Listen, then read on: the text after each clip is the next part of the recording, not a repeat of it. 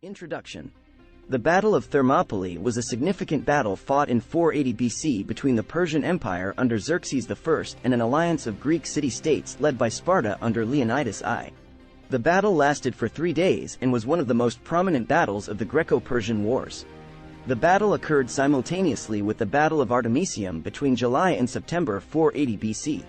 Xerxes I had amassed a massive land and naval force and set out to conquer all of Greece, prompting Themistocles to propose blocking the Persian army at the pass of Thermopylae. A Greek force of approximately 7,000 men led by Leonidas marched north to block the pass of Thermopylae. The Greeks held off the Persians for 7 days before their rear guard was annihilated. During 2 full days of battle, the Greeks blocked the only road by which the massive Persian army could traverse the narrow pass. After the second day, a local resident revealed to the Persians the existence of a path leading behind the Greek lines. Subsequently, Leonidas dismissed the bulk of the Greek army and remained to guard their retreat along with 300 Spartans and 700 Thespians. The Greeks fought the Persians to the death. The Persians overran Boeotia and then captured the evacuated city of Athens, but the Greek fleet defeated the invading force at the Battle of Salamis. Xerxes withdrew with much of his army to Asia, and the following year, the Greeks decisively defeated the Persian troops at the Battle of Plataea, ending the Second Persian invasion. The Battle of Thermopylae is an example of the power of an army defending its native soil and the advantages of training, equipment, and use of terrain as force multipliers. Background. The Persian Empire, under the rule of Darius I, had aided the unsuccessful Ionian revolt against its rule, and Darius had vowed to punish Athens for its involvement.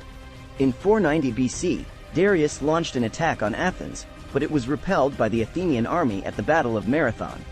Darius then began preparations for a full-scale invasion, but his death and the revolt in Egypt postponed the expedition. His son, Xerxes I, resumed the preparations and launched an attack in 480 BC.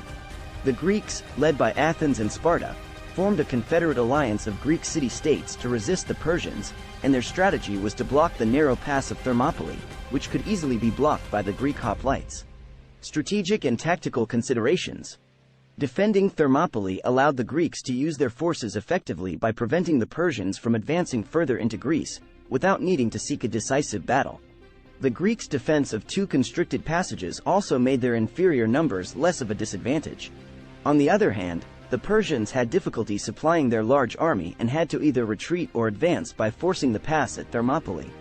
The Greek style of warfare was well suited to the pass at Thermopylae, as a hoplite phalanx could easily block the narrow pass and be difficult to assault. However, the mountain track parallel to Thermopylae was a weak point for the Greeks, as it could allow their position to be outflanked. Leonidas positioned a detachment of Phocian troops to block this path after being made aware of it by local people from Trachis. Topography of the battlefield. Contrary to popular belief, the pass of Thermopylae was not a narrow track along the shore of the Malian Gulf but was about 100 meters wide.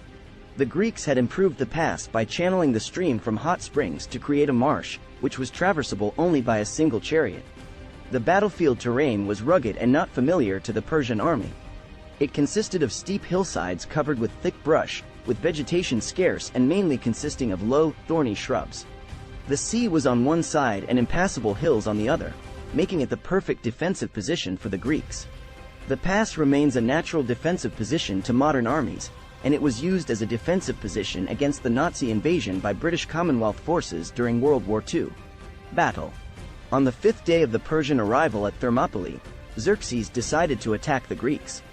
He ordered a force of 5,000 archers to shoot arrows, but they were ineffective due to the Greeks' shields and helmets. Then, Xerxes sent a force of 10,000 Medes and Scythians to take the defenders prisoner and bring them before him. The Persians launched a frontal assault in waves of around 10,000 men on the Greek position, but they could not effectively engage the Greek hoplites. On the second day, Xerxes sent in the infantry to attack the pass, but they had no more success than on the first day. On the third day, the Persians were able to encircle the Greeks by using a mountain path around Thermopylae. A Trachinian named Ephialtes informed Xerxes of this path, and the Persians used it to bypass the Greeks. The Phocians guarding the path retreated to a nearby hill, assuming the Persians had come to attack them. However, the Persians bypassed them to continue with their encirclement of the main Greek force. Upon discovering this, Leonidas called a council of war at dawn. Some of the Greeks argued for withdrawal, but Leonidas resolved to stay at the pass with the Spartans. Aftermath. After the death of Leonidas in the Battle of Thermopylae, the Persians decapitated and crucified his body. The Greeks buried their dead and erected a stone lion in Leonidas' honor. The Persian army continued to attack and burn other cities before they were stopped by the Greek navy in the Battle of Salamis. Xerxes then retreated with his army to Asia, leaving Mardonius with a force to conquer Greece. The Greeks defeated the Persians in the Battle of Plataea and the Battle of Mycale, ending the invasion. Thermopylae was a defeat for the Greeks, but their resistance boosted the morale of all Greek soldiers in the Second Persian invasion. Although some historians argue that the last stand at Thermopylae was a delaying action, this is questionable. Thermopylae remains a significant event in ancient history and is frequently referenced in modern culture.